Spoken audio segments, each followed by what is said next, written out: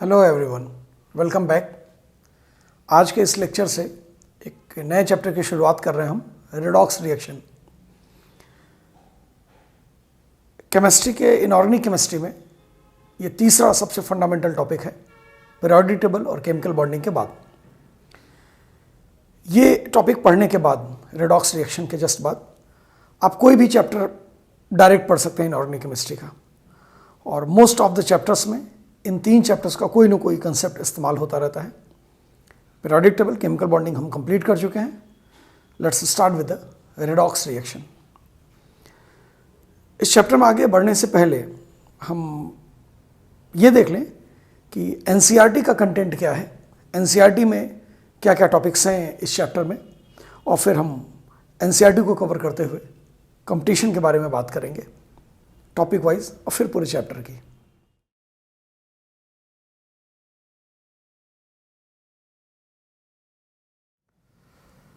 आइए अब इस चैप्टर में सबसे पहले हम जानते हैं ऑक्सीडेशन नंबर।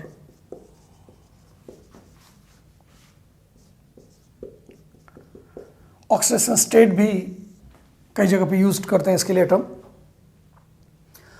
याद कीजिए, ऑक्सीडेशन नंबर का कंसेप्ट हमने फॉर्मल चार्ज से कंपेयर करते हुए केमिकल बॉन्डिंग में बताया था। वही बात एक बार फिर से यहां पर कवर कर लेते हैं, लेकिन अब हम सिर्फ ऑक्सीडेशन नंबर की बात करेंगे। So what is oxidation number? It is the net charge on any atom in its any state. Any state का मतलब यूपी, दिल्ली, बिहार, महाराष्ट्र नहीं है। एनी स्टेट का मतलब फ्री हो या बॉन्डेड स्टेट में। Solid, liquid, gas, physical states of matter की भी अगर बात करेंगे तो कोई भी फिजिकल स्टेट हो, एटम चाहे फ्री हो चाहे बॉन्डेड हो, किसी भी एटम के ऊपर तो नेट चार्ज आएगा, वही उसका ऑक्सीडेशन नंबर आएगा। एक बात यहां पर ध्यान रखना है,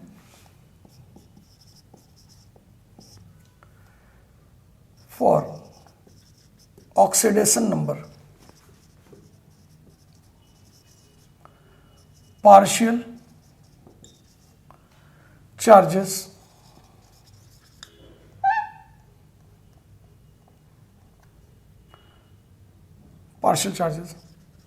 are also taken as complete charges। Partial charges को भी कंप्लीट चार्जेस के ट्रीट करते हैं। thus all polar covalent bonds, that is bonds between two different non-metallic atoms are considered as 100% ionic bond, and thus all the shared electrons are given to, किसको दिए जाएंगे? मोर electro negative atom. इतनी बात को ध्यान रखते हुए अगर हम ऑक्सीडेशन स्टेट निकालें, NaCl एक आयनिक कंपाउंड है। NaCl में जो चार्ज आता है सोडियम और क्लोरीन एटम्स के ऊपर, वो कंप्लीट चार्ज है। NaCl में क्या है? Na+ Cl-। लेकिन अगर हम बात करें H2 की, Cl2 की, HCl की, तो यहाँ पर कोवेलेंट बॉन्ड है, शेयरिंग ऑफ इलेक्ट्रॉन है। क्लोरीन में भी शेयरिंग ऑफ इलेक्ट्रॉन है। हाइड्रोजन के वैलेंस शेल में एक इलेक्ट्रॉन होता है, शेयरिंग में एक चला गया, कुछ भी नहीं बचा, एक शेयरिंग के बदले एक और मिल गया, तो दोनों हाइड्रोजन के वैलेंस शेल में दो दो इलेक्ट्रॉन है। ये दो इलेक्ट्रॉन एक बॉन्ड का दोनों में काउंट किया जाएगा। क्लोरीन के वैलेंस शेल में 7 इलेक्ट्रॉन है, एक बॉन्ड में गया तो बचा 6, यानी 3 लोन पेयर हर क्लोरीन के पास है। HCl का स्ट्रक्चर देखेंगे तो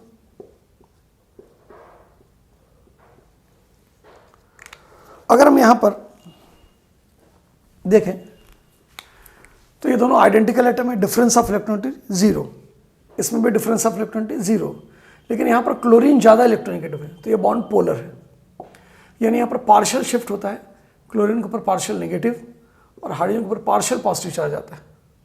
लेकिन जब हम ऑक्सीडेशन नंबर निकालने जाएंगे तो इस पार्शियल चार्ज को कंप्लीट चार्ज मान लेंगे, यानी यहां पर तो जो ऑक्सीडेशन नंबर है वो तो जो चार्ज है वही ऑक्सीडेशन नंबर हो गया, लेकिन इसमें ऑक्सीडेशन नंबर निकालने के लिए हम शेयर्ड इलेक्ट्रॉन को इक्वल डिस्ट्रीब्यूट करेंगे। क्यों? क्योंकि दोनों की इलेक्ट्रॉनिटी बराबर है।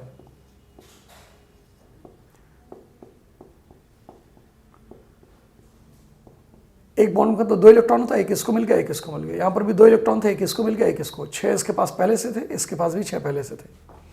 यहां पर ये पोलर कोवेलेंट बॉन्ड है तो हम इसको 100% आयनिक मानेंगे और इसके लिए सारा शेयर्ड इलेक्ट्रॉन मोर इलेक्ट्रॉनिकेटिव दे देंगे, तो इसका मतलब क्लोरीन को बॉन्ड से 2 इलेक्ट्रॉन मिल जाएगा और 6 इलेक्ट्रॉन इसके पास है। अब अगर हम इसका चार्ज देखें तो आएगा ऑक्सीडेशन नंबर, तो यहां पर ऑक्सीडेशन नंबर कितना आएगा? सोडियम के ऊपर +1, क्लोरीन का -1, हाइड्रोजन का 0, यहां पर भी 0, क्लोरीन का 0 0। क्यों?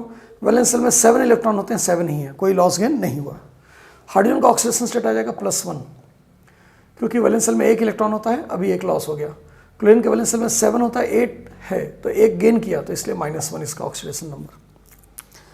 कंपेयर कीजिए केमिकल बॉन्डिंग में, अगर हम इनका फॉर्मल चार्ज देखते तो फॉर्मल चार्ज यहाँ पर डिफाइन नहीं है, आयनिक कंपाउंड्स में फॉर्मल चार्ज तो हम इस्तेमाल नहीं करते हैं। कोवेलेंट कंपाउंड्स में अगर हम यूज़ करेंगे तो यहाँ पर 0 0 आएगा, यहाँ 0 0 आएगा, यहाँ 0 0 आएगा, क्योंकि फॉर्मल चार्ज निकालते वक्त हम हर कोवेलेंट बॉन्ड को 100% कोवेलेंट मानते हैं, शेयर्ड इलेक्ट्रॉन को इक्वली डिस्ट्रीब्यूट कर देते हैं। तो फॉर्मल चार्ज का कंसेप्ट केमिकल बॉन्डिंग में फिर से एक बार कंपेयर कर लीजिएगा। ऑक्सीडेशन नंबर के लिए अगर आइडेंटिकल एटम के बीच में कोवेलेंट बॉन्ड बन रहा है तो इलेक्ट्रॉन को बराबर बांट देंगे, अगर डिफरेंट एटम के बीच में बन रहा है तो सारा शेयर्ड इलेक्ट्रॉन मोर इलेक्ट्रॉनिकेटिव एटम को दे देंगे। इस तरीके से ऑक्सीडेशन नंबर आएगा। So again the net charge on any atom in its any state is called what? Oxidation number. इसके कुछ और एग्जांपल्स हम यहां पर देख लेते हैं। कार्बन मोनोऑक्साइड HCN और HNC। कार्बन मोनोऑक्साइड में कार्बन ऑक्सीजन के बीच में ट्रिपल बॉन्ड है। याद कि इस ट्रिपल बॉन्ड में एक डेटिव बॉन्ड है जिसमें ऑक्सीजन डोनर होता है और कार्बन एक्सेप्टर, तो यहां पर प्लस यहां पर माइनस चार्ज आता है। यहां पर 6 इलेक्ट्रॉन की शेयरिंग हो रही है। एक डेटिव बॉन्ड है तो डेटिव बॉन्ड में ऑक्सीजन ने 2 इलेक्ट्रॉन दिए और बाकी 2 बॉन्ड में भी 2 इलेक्ट्रॉन, तो यहां पर 6 में से 4 इलेक्ट्रॉन तो ऑक्सीजन के हैं और 2 इलेक्ट्रॉन कार्बन का है। यहां पर अगर बॉन्ड देखें तो HC के बीच में सिंगल बॉन्ड, फिर ट्रिपल बॉन्ड N। नाइट्रोजन के वैलेंस शेल में 5 इलेक्ट्रॉन होते हैं, 3 बॉन्ड में चले गए, बचे 2। कार्बन के वैलेंस शेल में 4 इलेक्ट्रॉन होते हैं, 3 बॉन्ड में इधर गए, 1 इधर। हाइड्रोजन का 1 इलेक्ट्रॉन बॉन्ड में। HNC में H और N के बीच में सिंगल बॉन्ड और फिर नाइट्रोजन कार्बन के बीच में ट्रिपल बॉन्ड, और यहाँ पर लोन पेयर है। यहाँ पर भी एक डेटिव बॉन्ड होता है, नाइट्रोजन डोनर है, इसलिए इसके ऊपर प्लस, इसके ऊपर माइनस। मान लीजिए हमको नहीं पता कि यहाँ पर कहीं कोई डेटिव बॉन्ड है, और लेकिन ये स्ट्रक्चर होता है, इतने बॉन्ड्स बनते हैं, तो हम सिंपली मान के चलते हैं कि एक बॉन्ड में 2 एटम के बीच में जब बनता है तो दोनों एटम एक एक इलेक्ट्रॉन कंट्रीब्यूट करते हैं। तो मान लीजिए यहाँ पर 3 बॉन्ड बना है, तो 3 बॉन्ड में कार्बन ने 3 इलेक्ट्रॉन दिया। कार्बन के वैलेंस शेल में 4 इलेक्ट्रॉन होते हैं, 3 अगर बॉन्ड में चले गए तो बचने चाहिए 1, लेकिन है 2, इसका मतलब एक एक्स्ट्रा इलेक्ट्रॉन, इसलिए negative charge. Again come to the oxygen. Oxygen ने 3 बॉन्ड बनाए, 3 इलेक्ट्रॉन बॉन्ड में चला गया, तो बचना चाहिए 3, क्योंकि वैलेंस शेल में 6 इलेक्ट्रॉन होते हैं, लेकिन बचे हैं 2, तो इसका मतलब एक लॉस हो गया, इसलिए प्लस चार्ज है।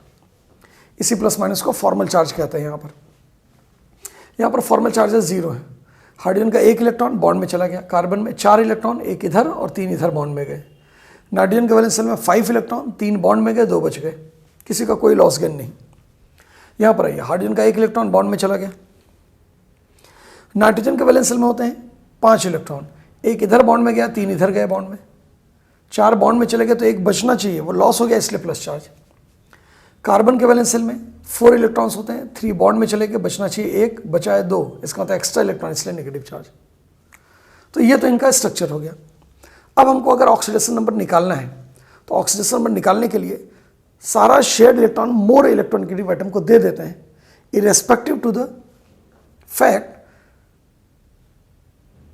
विच atom is contributing how many electrons in the bonding.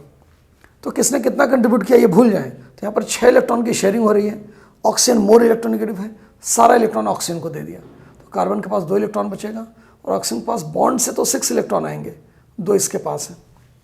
Similarly here hydrogen का कोई इलेक्ट्रॉन बचेगा नहीं क्योंकि दोनों इलेक्ट्रॉन कार्बन के पास जाएगा, कार्बन मोर इलेक्ट्रोनेगेटिव है, लेकिन कार्बन नाइट्रोजन बॉन्ड में नाइट्रोजन ज़्यादा इलेक्ट्रॉन देते हैं, so all the 6 electron will be given to the nitrogen. Nitrogen के पास देखिए पहले से 2 इलेक्ट्रॉन था, बॉन्ड से 6 इलेक्ट्रॉन आ गया तो 8 हो गया। यहाँ पर नाइट्रोजन हाइड्रोजन से भी ज़्यादा इलेक्ट्रोनेगेटिव है, कार्बन से भी, तो हाइड्रोजन वाला बॉन्ड का इलेक्ट्रॉन भी नाइट्रोजन को मिलेगा और कार्बन से ट्रिपल बॉन्ड के 3 पेयर ऑफ इलेक्ट्रॉन नाइट्रोजन को मिलेंगे, कार्बन के पास 2 इलेक्ट्रॉन बचेगा। अब अगर हम देखें इनका ऑक्सीडेशन नंबर क्या होगा, तो सारा इलेक्ट्रॉन शिफ्ट करने के बाद जो नेट चार्ज आएगा वही उनका ऑक्सीडेशन नंबर होगा। कार्बन के वैलेंस शेल में होते हैं 4 इलेक्ट्रॉन, अभी है 2, तो यहाँ पर 2 का लॉस हुआ। ऑक्सीजन के वैलेंस शेल में 6 होते हैं, अभी 8 है, तो 2 का गेन -2। यहाँ पर 1 का लॉस +1, यहाँ पर 2 का लॉस +2, 3 का गेन, वैलेंस शेल में 5 इलेक्ट्रॉन होते हैं, अभी 8 है, 3 का गेन तो -3, 1 का लॉस तो +1, 3 का गेन तो -3, यहाँ पर +2। यानी HCN हो चाहे HNC, कार्बन का ऑक्सीडेशन स्टेट दोनों में +2 है, नाइट्रोजन का -3 है, हाइड्रोजन का +1 है, यानी यहाँ अलग अलग एटम का ऑक्सीडेशन नंबर क्या है, सेम आ रहा है। एक और खास बात ध्यान रखिएगा कि कार्बन मोनोऑक्साइड में कार्बन का ऑक्सीडेशन स्टेट तो +2 है, फॉर्मल चार्ज -1 है। ऐसे ही यहाँ पर नाइट्रोजन का ऑक्सीडेशन स्टेट -3 है जबकि फॉर्मल चार्ज +1 है। तो फॉर्मल चार्ज को कंपेयर करने के लिए आप केमिकल बॉन्डिंग वाला वीडियो लेक्चर देख लीजिएगा, लेकिन अगर सिर्फ ऑक्सीडेशन नंबर सीखना है तो वो बात हमने यहाँ पर कवर कर ली। आयनिक कंपाउंड में जो कंप्लीट चार्ज होता है वही ऑक्सीडेशन नंबर हो जाता है। तो फंडामेंटल कंसेप्ट ऑक्सीडेशन नंबर का हमने देख लिया। अब हम डिटेल ऑक्सीडेशन नंबर को जब कैलकुलेट करेंगे डिफरेंट कंपाउंड में डिफरेंट एलिमेंट्स के एटम्स का, तो वहाँ पर फिर से एक बार देखेंगे। उससे पहले हम general concept of redox reaction देखते हैं। एनसीईआरटी का पहला टॉपिक यही था कि फंडामेंटल कंसेप्ट जो है रिडॉक्स रिएक्शन का क्या है, किसको हम ऑक्सीडेशन किसको रिडक्शन रिएक्शन कहेंगे, और फिर मॉडर्न कंसेप्ट जो रिडॉक्स रिएक्शन को डिफाइन करने का है, यानी electronic concept of redox reaction. तो हम देखते हैं कि ऑक्सीडेशन और रिडक्शन ओल्ड कंसेप्ट में मॉडर्न कंसेप्ट में किस तरीके से कंसेप्ट इसका वेरी करता है। ऑक्सीडेशन और रिडक्शन रिएक्शन को डिफाइन करने के लिए अलग अलग समय पे अलग अलग टर्म्स यूज़ किए गए, अलग अलग तरीके से इसको डिफाइन किया गया। टोटल ऑक्सीडेशन रिडक्शन को जो डिफाइन किया गया वो हाइड्रोजन ऑक्सीजन ऑक्सीडेशन नंबर और इलेक्ट्रॉन्स के टर्म्स में किया गया। जिसमें से हाइड्रोजन और ऑक्सीजन का जो कंसेप्ट है ये अर्लियर अप्रोच है या ओल्ड कंसेप्ट इसको बोल सकते हैं, और ऑक्सीडेशन नंबर इलेक्ट्रॉन के टर्म्स में वो मॉडर्न अप्रोच है या इसको न्यू कंसेप्ट कह सकते हैं। हाइड्रोजन के टर्म्स में ऑक्सीडेशन रिडक्शन को कैसे डिफाइन किया गया? हाइड्रोजन के टर्म्स में जब डिफाइन किया गया ऑक्सीडेशन को तो बोला गया लॉस ऑफ हाइड्रोजन, और रिडक्शन को बोला गया गेन ऑफ हाइड्रोजन। ऑक्सीजन के टर्म्स में बोला गया गेन, ऑक्सीडेशन को गेन ऑफ ऑक्सीजन, और यहां पर हो गया लॉस ऑफ ऑक्सीजन। यानी लॉस ऑफ हाइड्रोजन ऑक्सीडेशन है जबकि गेन ऑफ ऑक्सीजन भी ऑक्सीडेशन है, और जब रिडक्शन को बोलेंगे तो हाइड्रोजन का गेन है लेकिन ऑक्सीजन का क्या है, लॉस। इस कंसेप्ट को बाद में थोड़ा सा मॉडिफाई किया गया। क्या कहा गया, लॉस ऑफ हाइड्रोजन और any more electro positive element, और यहां पर बोला गया गेन ऑफ ऑक्सीजन और any more electro negative element. इसे का उल्टा हो गया, गेन ऑफ हाइड्रोजन और any more electro positive element, यहाँ पर लॉस ऑफ ऑक्सीजन और any more electro negative element. ये ओल्ड कंसेप्ट्स हैं। इनका एग्जाम्पल अगर देखें तो H2 plus Cl2 giving 2HCl, और यहां पर H2 plus O2, 2H2 plus O2 giving 2H2।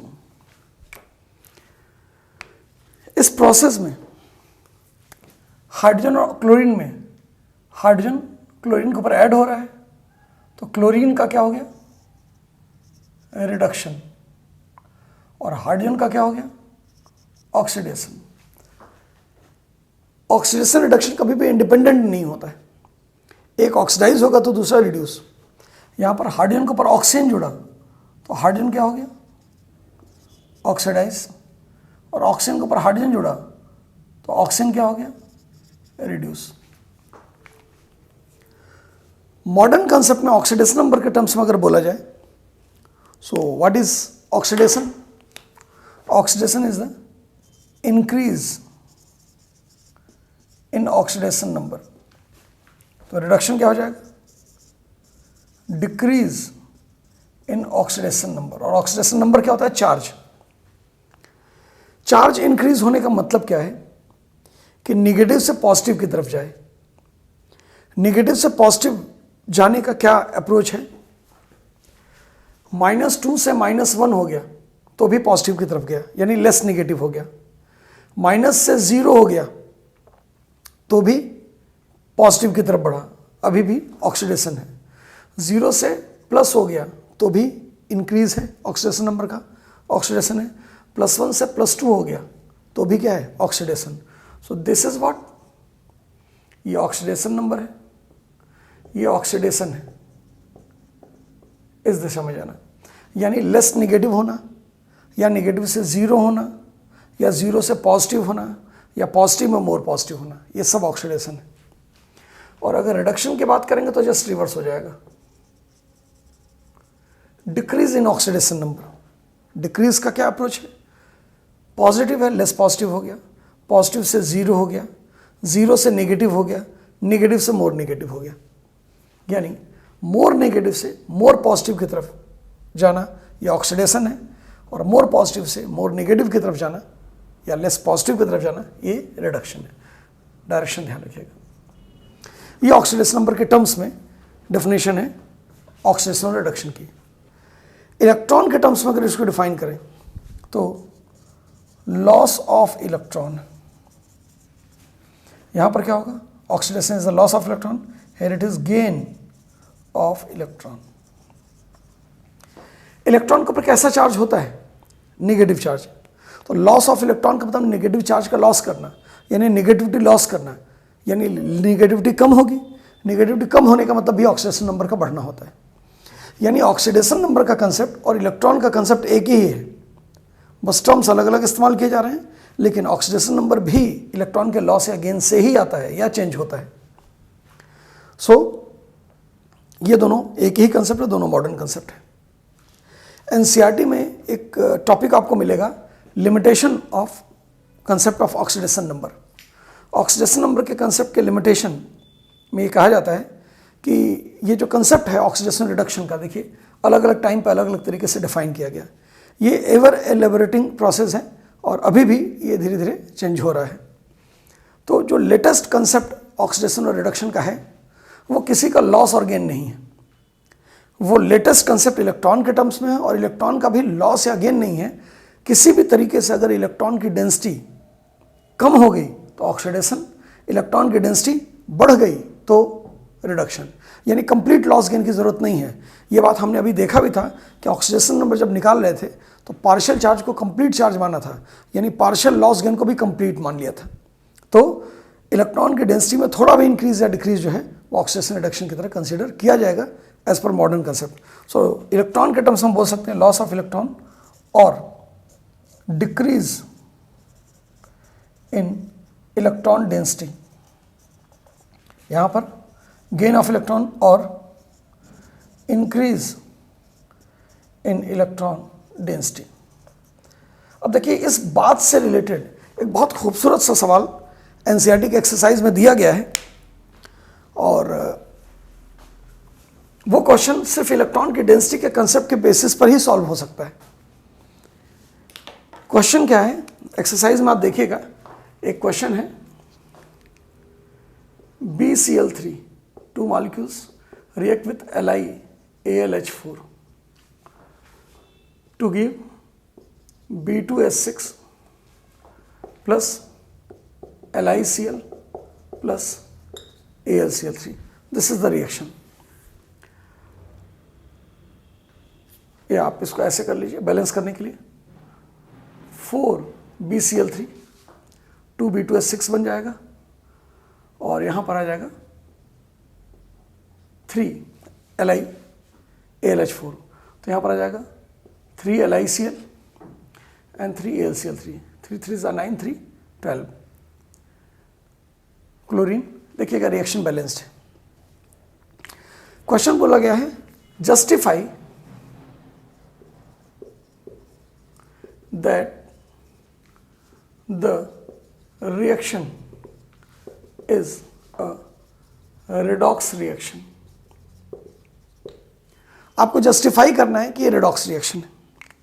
अगर हमसे बोले कि ये ये रेडॉक्स रिएक्शन है कि नहीं है, इसको जस्टिफाई कीजिए, तो जनरल कंसेप्ट जो हमेशा से सिखाया जाता है, जो हम पढ़ते हैं कि रिएक्टेंट और प्रोडक्ट में सबका ऑक्सीडेशन नंबर निकाल लीजिए और ऑक्सीडेशन नंबर में अगर चेंज हो रहा है, जो लेटेस्ट कंसेप्ट है ऑक्सीडेशन नंबर, इलेक्ट्रॉन का लॉस गेन, ऑक्सीडेशन नंबर में अगर चेंज हो रहा है तो इसका मतलब इलेक्ट्रॉन का लॉस गेन हो रहा है और इलेक्ट्रॉन का लॉस गेन हो रहा है तो रेडॉक्स रिएक्शन होगा, अदरवाइज नहीं।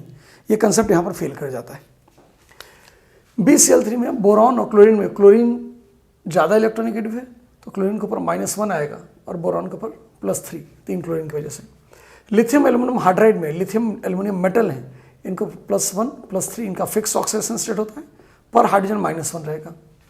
एक बहुत इंपॉर्टेंट बात है, बोरॉन हाइड्रोजन में हाइड्रोजन ज़्यादा इलेक्ट्रोनेगेटिव होता है, इसलिए हाइड्रोजन के ऊपर -1 चार्ज आएगा और बोरॉन के ऊपर +3। लिथियम क्लोराइड में -1 +1 और यहाँ पर क्लोरीन का -1, Al का +3। अगर यहाँ पर देखें तो किसी भी एटम का कोई भी ऑक्सीडेशन नंबर चेंज नहीं हुआ, ऑक्सीडेशन नंबर चेंज नहीं हुआ तो इसका तो ऑक्सीडेशन नंबर के टर्म्स में ये रेडॉक्स रिएक्शन नहीं है। ऑक्सीडेशन नंबर का चेंज नहीं हुआ तो इसका मतलब इलेक्ट्रॉन का लॉस गेन भी नहीं हुआ, तो उसके टर्म्स में भी ये रेडॉक्स रिएक्शन नहीं है। तो क्या हम सारे रिएक्शन को मॉडर्न कंसेप्ट से एक्सप्लेन करेंगे और इस रिएक्शन को ओल्ड कंसेप्ट से एक्सप्लेन करेंगे कि बोरॉन का क्लोरीन हटा के हाइड्रोजन आ गया, तो addition of hydrogen on boron is the reduction of boron? नहीं, एक्चुअली ये इलेक्ट्रॉन डेंसिटी के बेसिस पे एक्सप्लेन किया जाता है। Chlorine is more electronegative than hydrogen, तो क्लोरीन से जब बोरॉन जुड़ेगा तो बोरॉन के ऊपर इलेक्ट्रॉन की डेंसिटी कम होगी क्योंकि क्लोरीन ज़्यादा इलेक्ट्रॉन पुल कर रहा है, और हाइड्रोजन से जब जुड़ेगा बोरॉन तो बोरॉन के ऊपर इलेक्ट्रॉन की डेंसिटी ज़्यादा होगी इस कंपाउंड के कंपेरिजन में। तो इसका मतलब इस रिएक्शन में बोरॉन के ऊपर इलेक्ट्रॉन की डेंसिटी बढ़ रही है तो बोरॉन का रिडक्शन हो गया। So here boron is reduced. अच्छा, अब अगर देखिए यहाँ पर लिथियम एल्युमिनियम हाइड्राइड, तो ये एक बहुत इंपॉर्टेंट रिड्यूसिंग एजेंट होता है, ऑर्गेनिक केमिस्ट्री में बहुत ज़्यादा एक्सटेंसिवली यूज़ किया जाता है sodium borohydride, lithium aluminium hydride. लेकिन 11th के पॉइंट ऑफ व्यू से आपने अभी ऑर्गेनिक में ये नहीं पढ़ा होगा, तो लिथियम एल्युमिनियम हाइड्राइड में देखिए लिथियम एल्युमिनियम के साथ हाइड्रोजन जुड़ा था और वो हट के कौन आ गया, क्लोरीन आ गया। हाइड्रोजन से क्लोरीन ज़्यादा इलेक्ट्रोनेगेटिव है, तो क्लोरीन जब जुड़ेगा तो क्लोरीन ज़्यादा इलेक्ट्रॉन पुल करेगा, ज़्यादा इलेक्ट्रॉन पुल करेगा तो इलेक्ट्रॉन की डेंसिटी को डिक्रीज कर देगा, so this will be oxidation. So सिर्फ इलेक्ट्रॉन डेंसिटी के बेसिस पर ही हम इसको एक्सप्लेन कर सकते हैं। तो इस खूबसूरत से सवाल के साथ ये टॉपिक कवर होता है, कंप्लीट होता है। तो ऑक्सीडेशन रिडक्शन को एक बार फिर से ध्यान से देख लीजिएगा। अब इसी के साथ एक चीज़ यहाँ पर और समझते चले, क्योंकि जगह खाली है, तो कुछ टर्म्स आते हैं।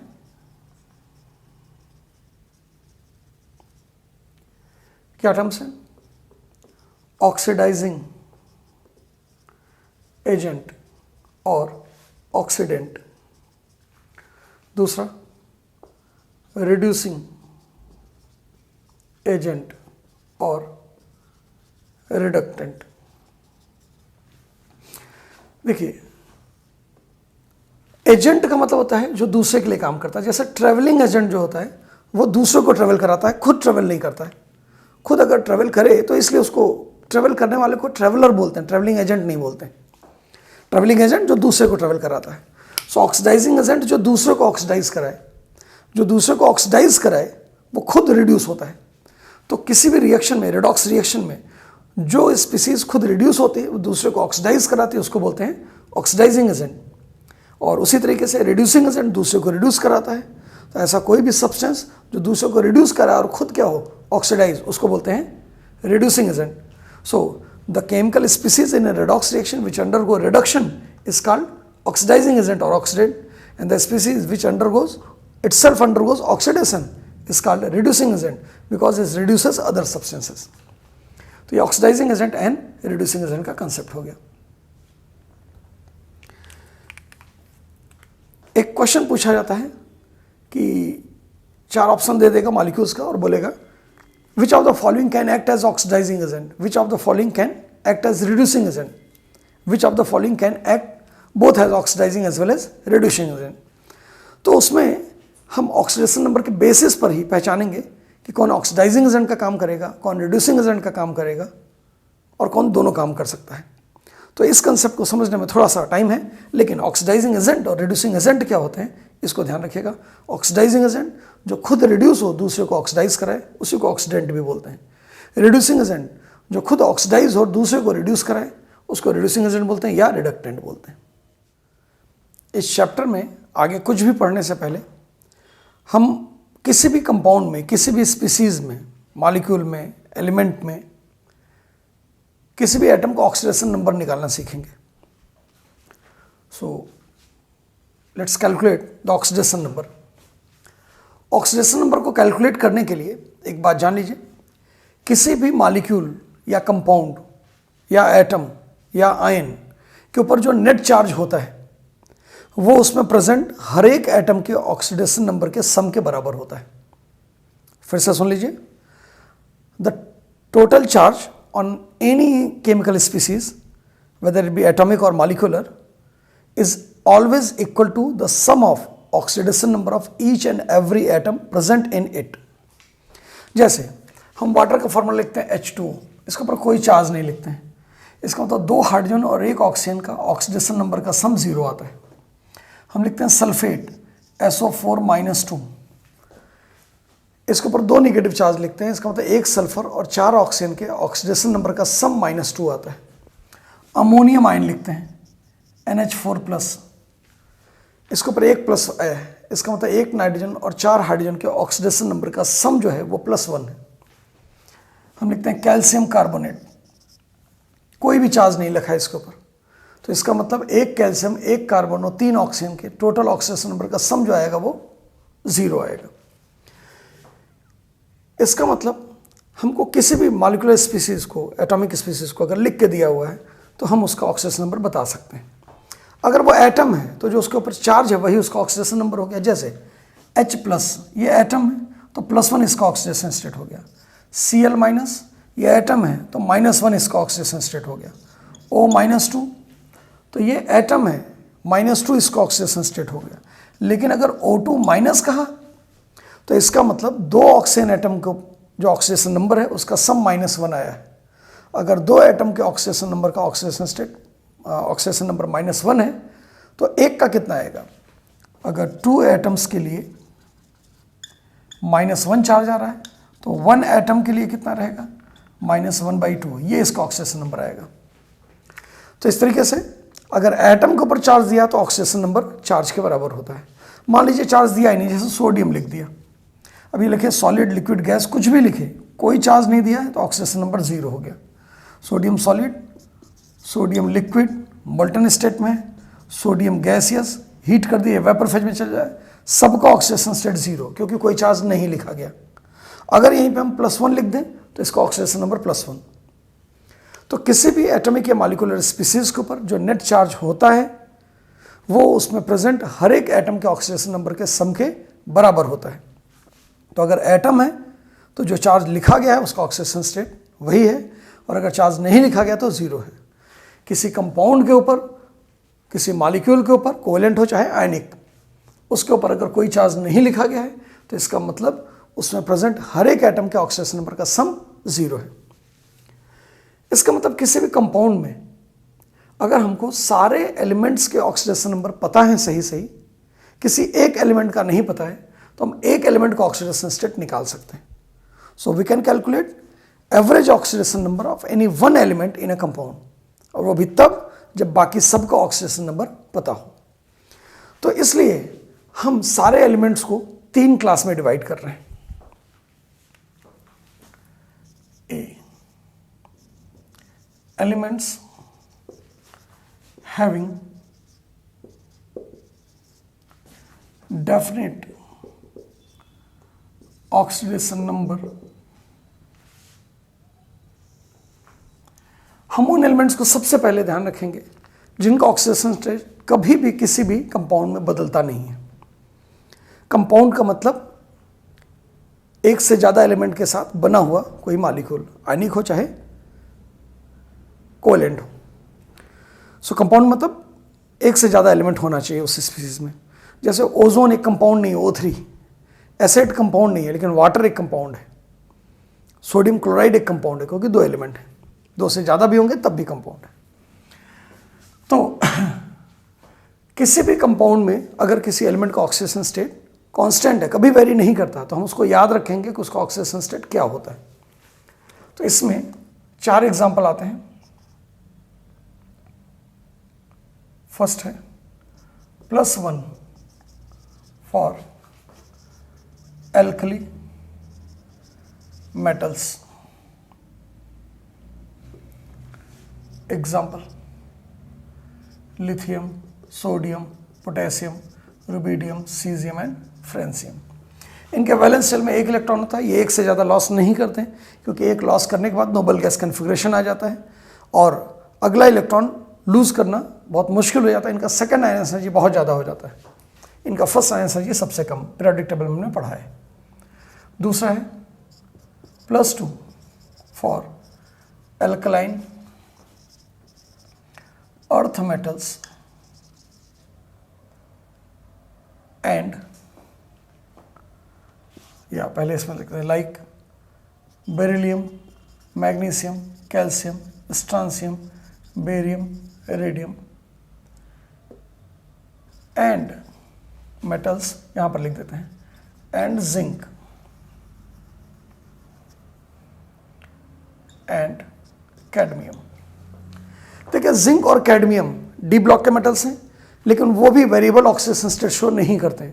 उनका ऑक्सीडेशन स्टेट उनके सारे कंपाउंड्स में +2 होता है। और एल्कलाइन अर्थ मेटल्स कौन से हैं? Example beryllium, magnesium, calcium, strontium, barium, radium.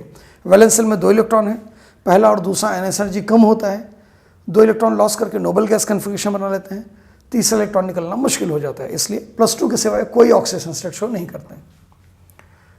तीसरा एग्जाम्पल ले रहे हैं +3 for aluminium and scandium. Scandium D block का पहला मेंबर है और ये वेरिएबल ऑक्सीडेशन स्टेट शो नहीं करता, इसके हर कंपाउंड में इसका ऑक्सीडेशन नंबर +3 आता है।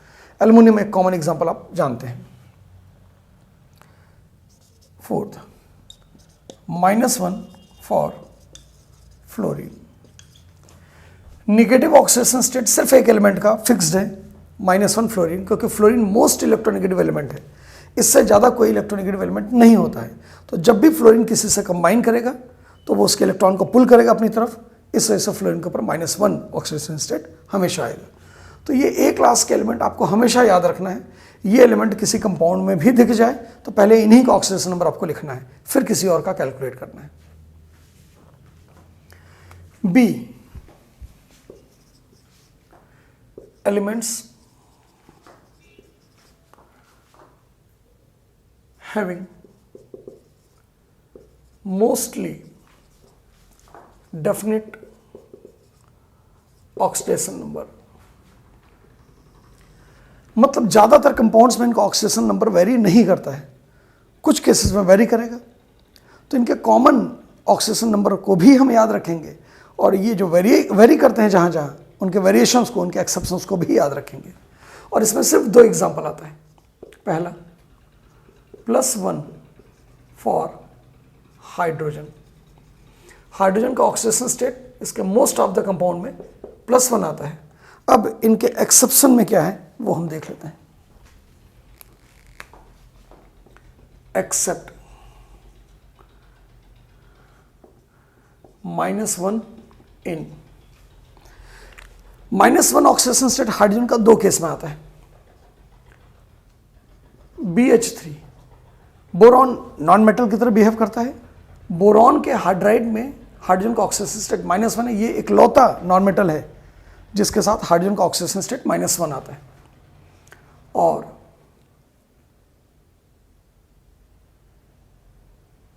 Hydrides with S block metals.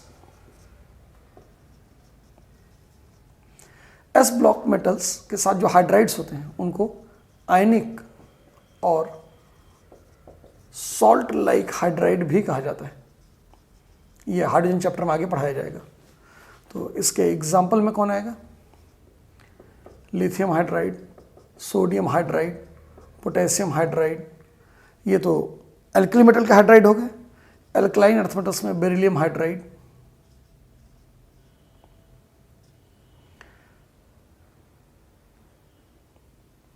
BH2 होता है। ये बेरिलियम हाइड्राइड के बाद मैग्नीशियम हाइड्राइड और कैल्शियम हाइड्राइड एटसेट्रा।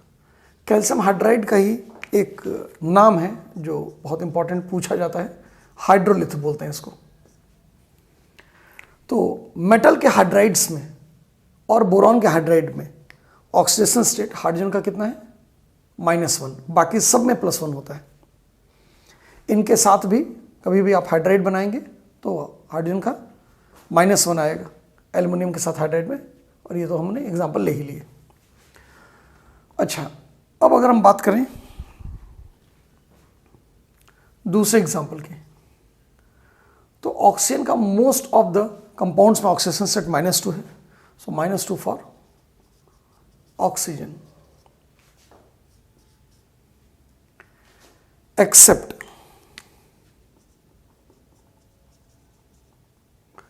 ऑक्सीजन के कई एक्सेप्शंस हैं। पहला, positive oxidation number in compounds with fluorine. Example OF2, O2F2,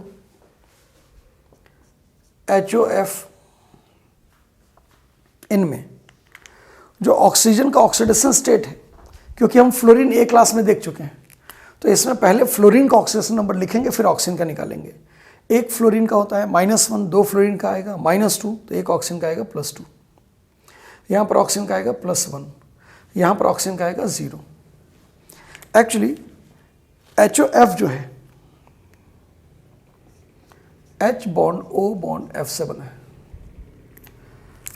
HO में ऑक्सीजन ज़्यादा इलेक्ट्रोनेगेटिव, तो इसके ऊपर -1 चार्ज आएगा, हाइड्रोजन के ऊपर +1। लेकिन ऑक्सीजन फ्लोरीन में फ्लोरीन ज़्यादा इलेक्ट्रोनेगेटिव है, तो फ्लोरीन के ऊपर -1 आएगा और इसके ऊपर +1, तो ऑक्सीजन के ऊपर नेट चार्ज आ जाएगा 0। तो ये एक एक्सेप्शन आ गया, फ्लोरीन के साथ कंपाउंड जब बनाता है तो जीरो भी हो सकता है और पॉजिटिव भी हो सकता है। दूसरा इसका एग्जाम्पल है, बाकी जितने एग्जाम्पल हैं सब नेगेटिव वाले ही रहेंगे, लेकिन फ्लोरीन के साथ कंपाउंड में जीरो या पॉजिटिव हो सकता है। तो दूसरा एग्जाम्पल है -1/3 इन ओजोनाइड्स। तीसरा एग्जाम्पल है -½ इन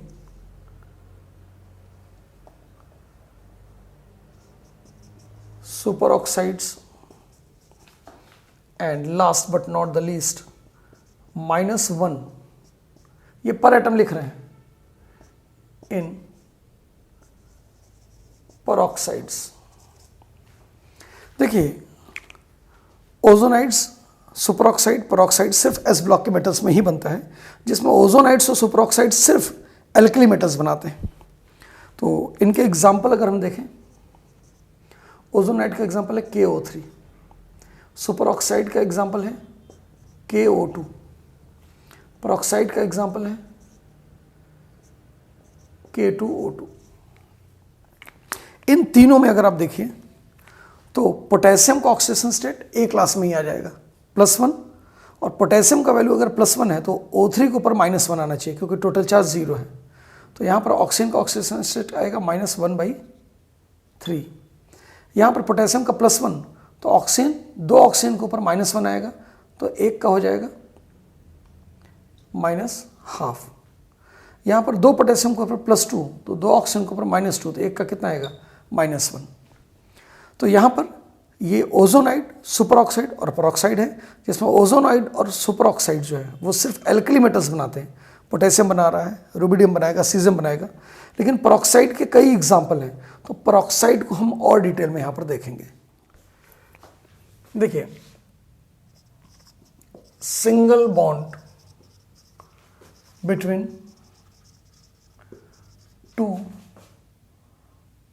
oxygen atoms is called peroxide bond, and the compounds having it are called peroxide। Oxygen की वैलेंसी कितनी होती है? 2। अगर ऑक्सीजन से ऑक्सीजन एक सिंगल बॉन्ड बना ले तो इसकी एक वैलेंसी बच जाएगी। ऑक्सीजन के वैलेंस शेल में इलेक्ट्रॉन कितने होते हैं? 6। एक बॉन्ड में जगह बचे 5 इलेक्ट्रॉन। एक बॉन्ड और बना ले किसी और के साथ, तो ऑक्सीजन ऑक्सीजन के बीच में जो सिंगल बॉन्ड है, this bond is called what? Peroxide bond. लेकिन ये पूरा स्ट्रक्चर 2 ऑक्सीजन और एक पेरोक्साइड बॉन्ड को मिला के इसको पेरोक्साइड लिंकेज बोलते हैं। जब लिंकेज टर्म इस्तेमाल करेगा तो उसमें एटम्स भी आ जाएंगे, और बॉन्ड का मतलब बस शेयर्ड पेयर ऑफ इलेक्ट्रॉन। तो 2 ऑक्सीजन एटम के बीच में जो सिंगल बॉन्ड होता है उसको बोलते हैं पेरोक्साइड बॉन्ड। जिस मॉलिक्यूल में इस तरीके का बॉन्ड आएगा उसको बोलेंगे क्या? पेरोक्साइड कंपाउंड बोलेंगे। तो इसमें जो दूसरा बॉन्ड है ऑक्सीजन का वो फ्लोरीन से नहीं जोड़ना चाहिए। तो यहाँ पर ए, यहाँ पर A' होगा। खास बात क्या रहेगी? A and A' shouldn't be what? Fluorine. Fluorine को छोड़ के कोई भी एलिमेंट जब लगाएंगे, ऑक्सीजन ऑक्सीजन के साथ चैन नहीं बनाता है, तो इसका तो 2 ऑक्सीजन आ गया तो तीसरा ऑक्सीजन नहीं आएगा। तो लिख भी देते हैं, और ऑक्सीजन थ्योरेटिकली तो आप बना ही सकते हैं। तो ऑक्सीजन ऑक्सीजन के बीच सिंगल बॉन्ड है, और जो दूसरा बॉन्ड है दोनों ऑक्सीजन का वो फ्लोरीन या ऑक्सीजन के सिवाय किसी एलिमेंट से सेटिस्फाई हो रहा है। तो अगर फ्लोरीन ऑक्सीजन के सिवा कोई भी एलिमेंट लगाएंगे तो वो ऑक्सीजन से कम इलेक्ट्रोनेगेटिव होगा, तो ये शेयर्ड इलेक्ट्रॉन ऑक्सीजन की तरफ आएगा, और इस बॉन्ड की वजह से ऑक्सीजन के ऊपर -1 चढ़ जाएगा। तो अगर हम इनके एग्जाम्पल्स देखें तो हम एग्जाम्पल्स को 2 क्लास में डिवाइड कर सकते हैं। पहला आयनिक peroxides। आयनिक peroxides का मतलब ये जो बॉन्ड बन रहा है ये मेटल के साथ बने, और मेटल के साथ जब बॉन्ड बनेगा तो ये आयनिक बॉन्ड रहेगा। कुछ ऐसे मेटल्स हैं जिनके साथ जो peroxide बनता है वो आयनिक न बन के कोवेलेंट peroxide बनता है, तो आयनिक peroxide एंड और भी कह सकते हैं इसको metallic peroxide।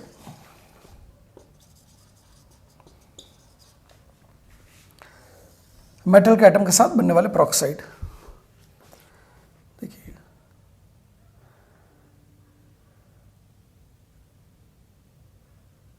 With alkali metals.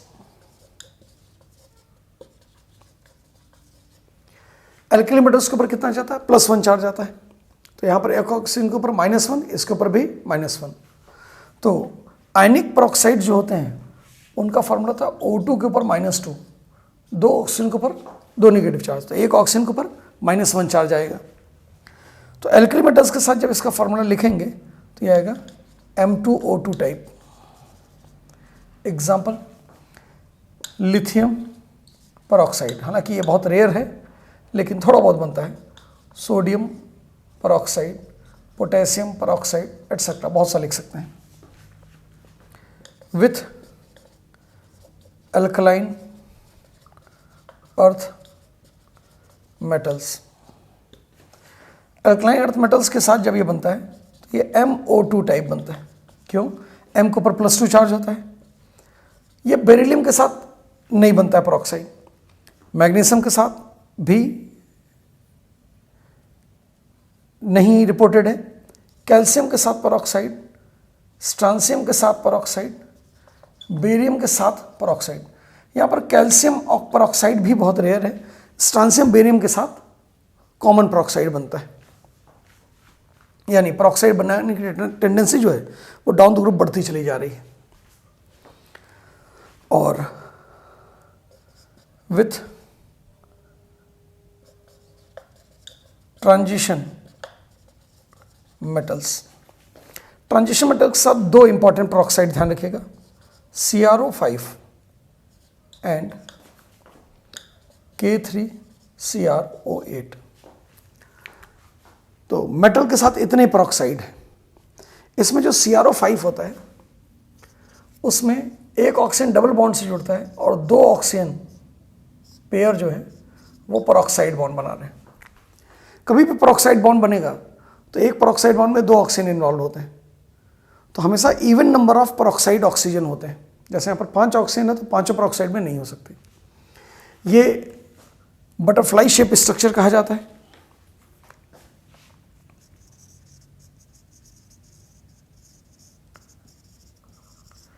और इसमें जो क्रोमियम है इसमें देखिए 5 बॉन्ड बना रहा है, 5 एटम के साथ जुड़ा है, 6 बॉन्ड बना रहा है। तो 5 एटम के साथ जब जुड़ रहा है तो ये sp3d हाइब्रिडाइजेशन के साथ ट्राइगोनल बाइपिरामिडल ज्योमेट्री ये शो करता है। और दूसरा एग्जांपल जो K3CrO8 का है उसका भी स्ट्रक्चर देख लीजिए। क्रोमियम के साथ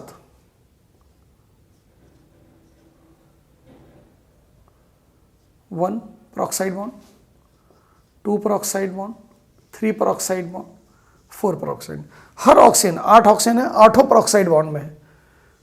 यहाँ पर जो बॉन्ड बन रहा है वो आयनिक बॉन्ड है, तो K+- 1, K+- 1, K+- 1, बाकी सब कोवेलेंट बॉन्ड है। तो यहाँ पर क्रोमियम का अगर ऑक्सीडेशन स्टेट देखेंगे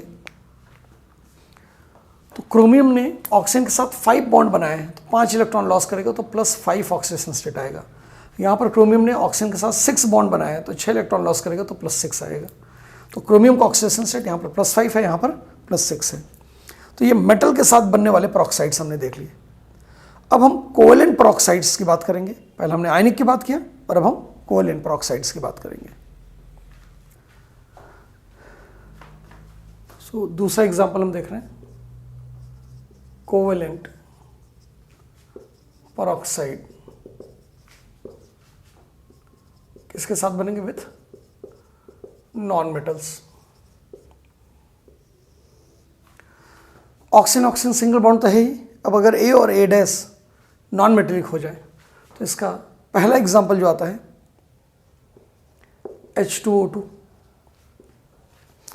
बहुत इंपॉर्टेंट केस है, हाइड्रोजन चैप्टर में डिटेल में पढ़ाया जाएगा, लेकिन अब जिक्र उठाए तो यहाँ पर बता देते हैं। ओपन बुक लाइक स्ट्रक्चर होता है इसका।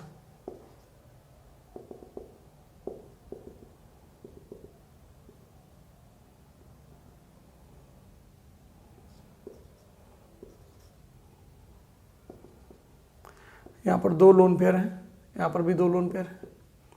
ऑक्सीजन का अगर हाइब्रिडाइजेशन देखेंगे तो sp3 आएगा और 2 लोन पेयर की वजह से बेंट आएगा।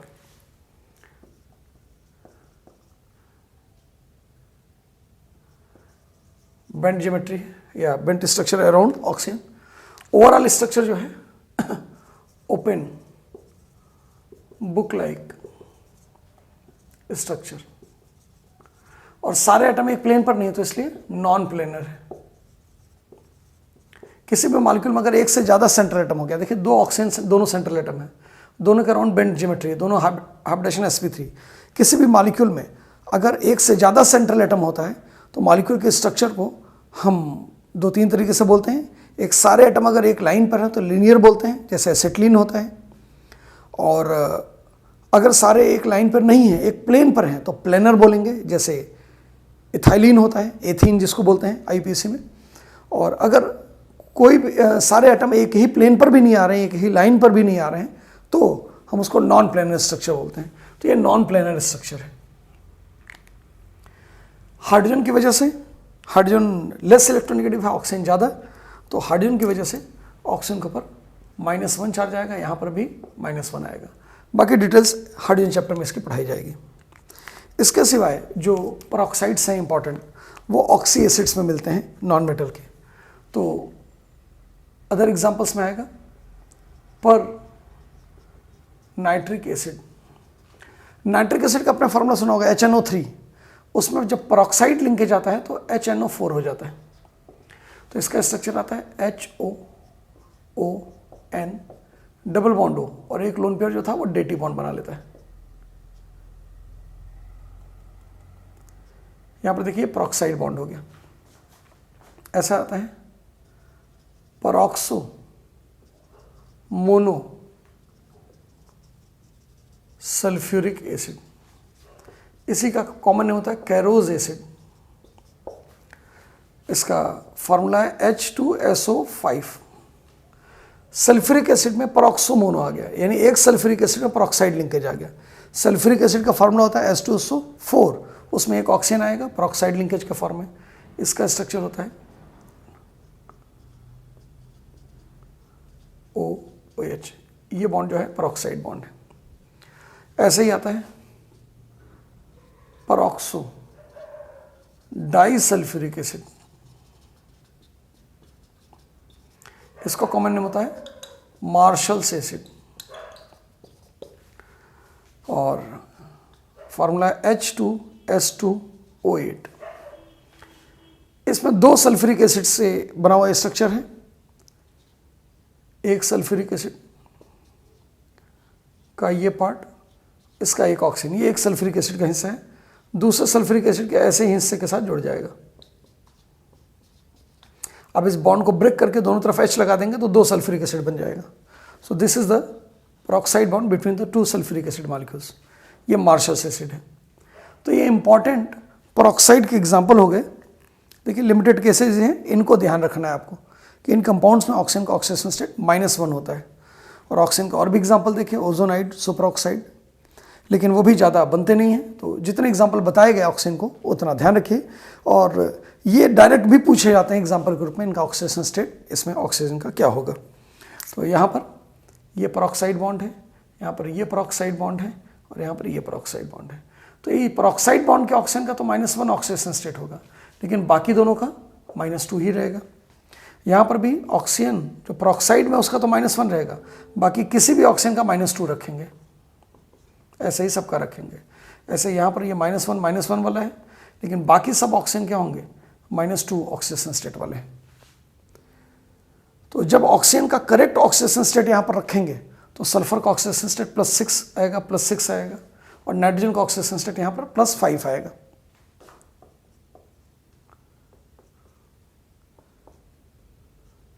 लेकिन अगर आपने ऑक्सीजन का ऑक्सीडेशन स्टेट सही नहीं रखा होता, इन जनरल हम ऑक्सीजन का -2 रख देते हैं, तो जब ऑक्सीजन का सारे पांचों ऑक्सीजन का -2 रखेंगे तो सल्फर का ऑक्सीडेशन स्टेट गलत कैलकुलेट करेंगे और वो ग्रेटर देन 6 आने लगेगा।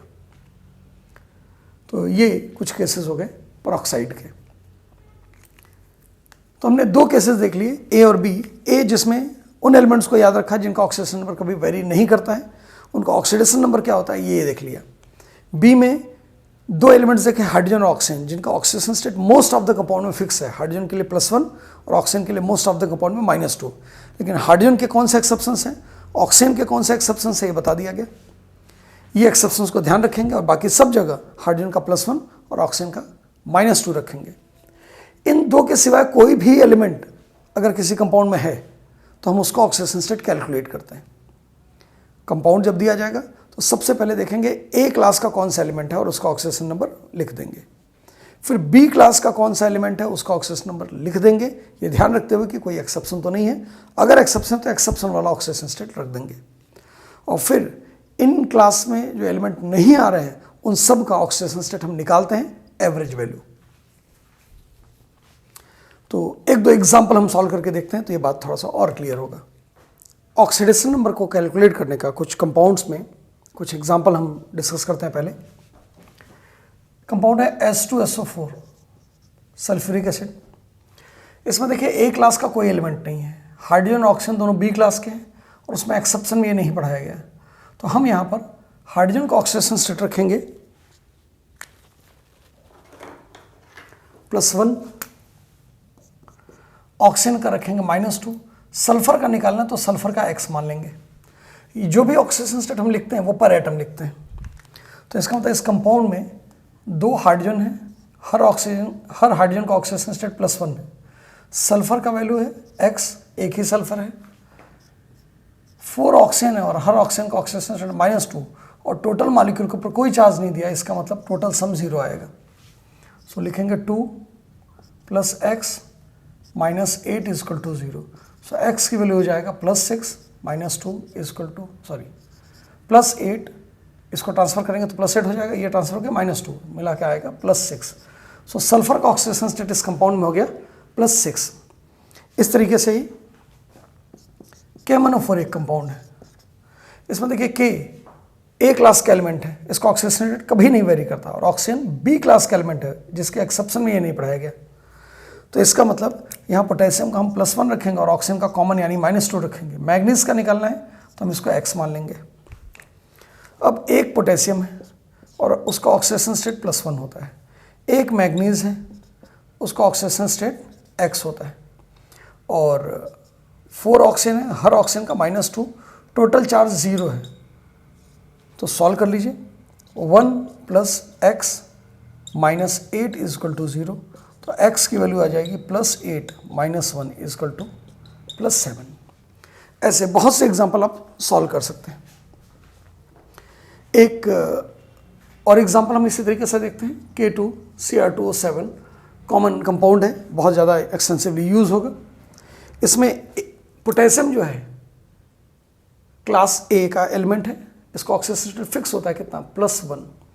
क्रोमियम हमने A और B में नहीं पढ़ा था, तो क्रोमियम के एक एटम का ऑक्सीडेशन नंबर X मान लेते हैं, और ऑक्सीजन का हमने एक्सेप्शन में ये नहीं पढ़ा था, तो इसका मतलब एक कॉमन केस है ऑक्सीजन का, और यहाँ पर -2 मान लेंगे।